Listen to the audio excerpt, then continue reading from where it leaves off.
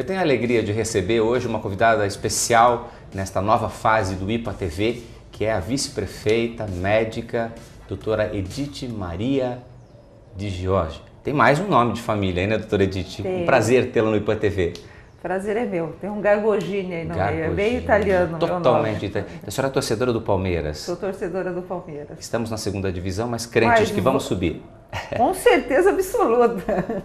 Doutora Edith, o que tem lhe desafiado nesse dia a dia, né, desta mulher vice-prefeita? Tivemos uma vice-prefeita também médica, a Diva Prestes de Barros Araújo, como vice-prefeita de Renato Amaro em um dos seus mandatos, e agora a senhora vice-prefeita de Antônio Carlos Panunzi. Como é que tem sido esse momento na sua vida? É uma experiência nova, né? Assim, eu sempre atuei dentro da administração, né?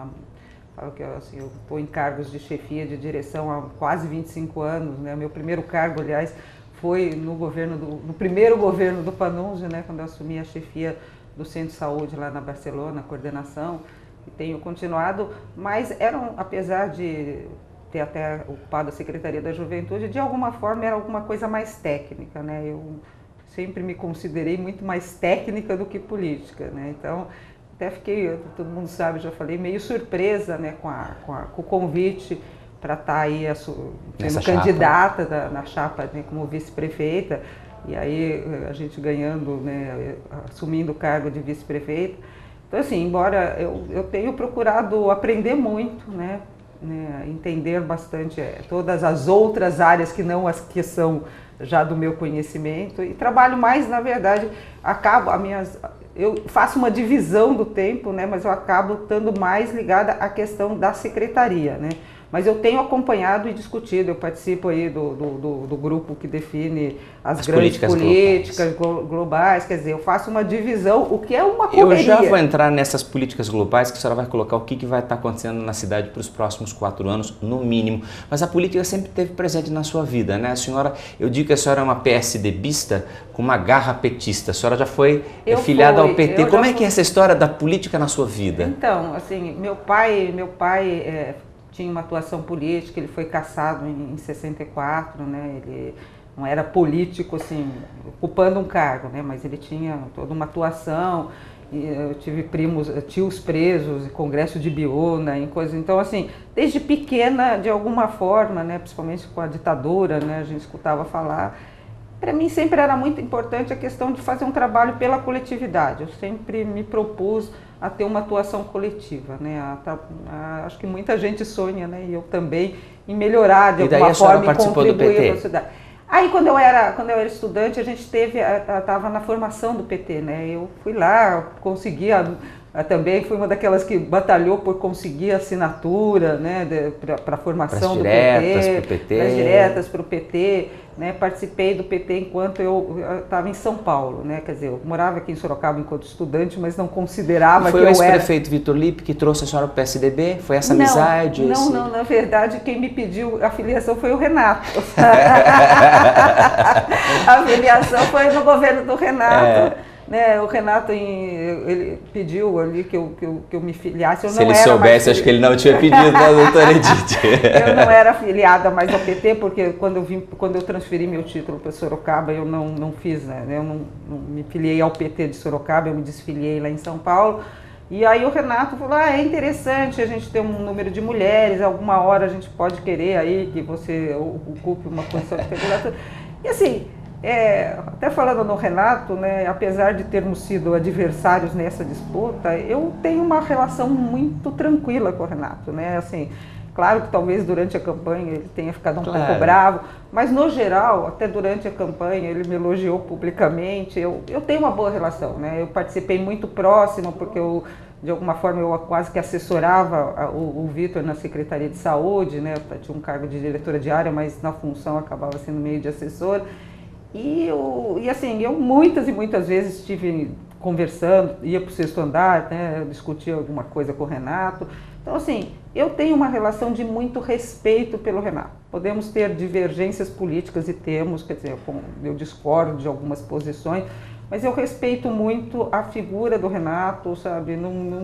Acho que ele teve um papel muito importante na história da cidade de Sorocaba, sim, sabe? Quer dizer, também acho que o Vitor continuou o trabalho, sabe? Assim, mas, na verdade, entrei no PSDB por pedido específico do Renato Amari. Doutora Edith, grandes desafios na área social, nós estamos aguardando agora a Câmara aprovar a nova proposta de governo, de estrutura, exatamente, de reforma administrativa.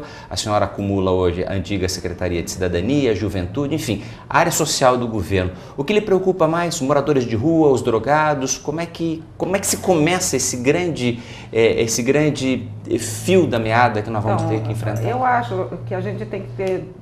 a gente dividiu a futura Secretaria de Desenvolvimento Social, né, caso seja aprovado, em duas grandes áreas. Uma é a Política Nacional de Assistência Social, né, o SUA, Sistema Único de Assistência Social, que acho que a gente tem que trabalhar bem, até porque trabalhando bem nesse sistema você faz uma prevenção, além de fazer um trabalho específico para os que já estão com uma situação mais de vulnerabilidade, você previne, né, principalmente se a gente conseguir executar a nossa proposta de integração, né, entre a saúde, a assistência social e depois, posteriormente, a educação e outros setores. Perfeito. Mas principalmente a saúde e assistência social, nós já estamos, né, com essa regionalização e com essa integração no trabalho ali na base. A outra área da Secretaria é a área que a gente chamou de defesa de direitos, né, em que a gente está propondo aí a criação de 7 coordenadorias, que são de grupos que, por alguma razão, ainda tem que trabalhar mais pela garantia do seu direito. Ou minorias ou grupos que têm alguma vulnerabilidade maior, né? E aí a gente tem a coordenadoria da integração racial, né? Principalmente a questão do negro, os idosos, as pessoas com deficiência. Os homossexuais estão juntos ali, né? De integração racial e né? Na verdade, de respeito às diferenças, né? De integração. Nós temos a de dependência química, né?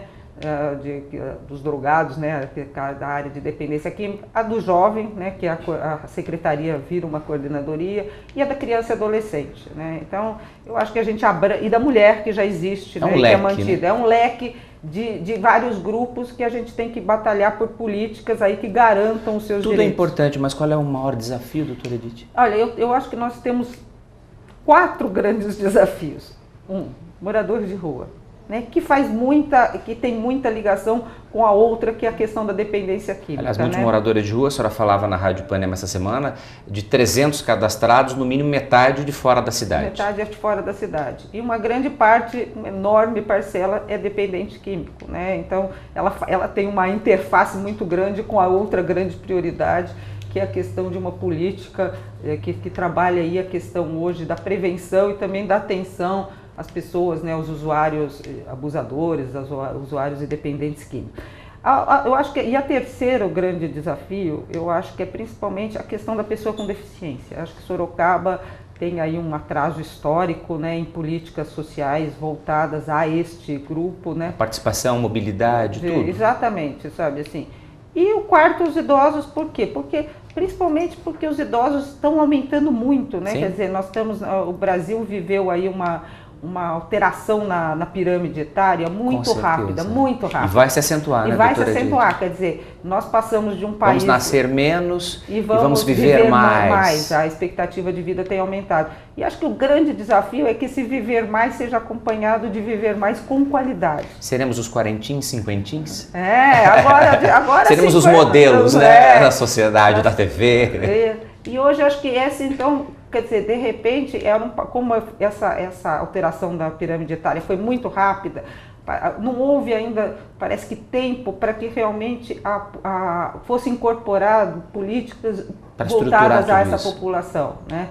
Enquanto que em outros países na Europa isso demorou 100, 200 anos para ter essa velocidade, foi muito menor. Então as pessoas foram criando condições, né? Antes a grande preocupação eram as crianças e os jovens, que não deixam de ser, mas não são hoje a única, né? Verdade. E até mesmo a pessoa com deficiência, ela tem aumentado muito nos últimos tempos. Ou ela tem aparecido, né?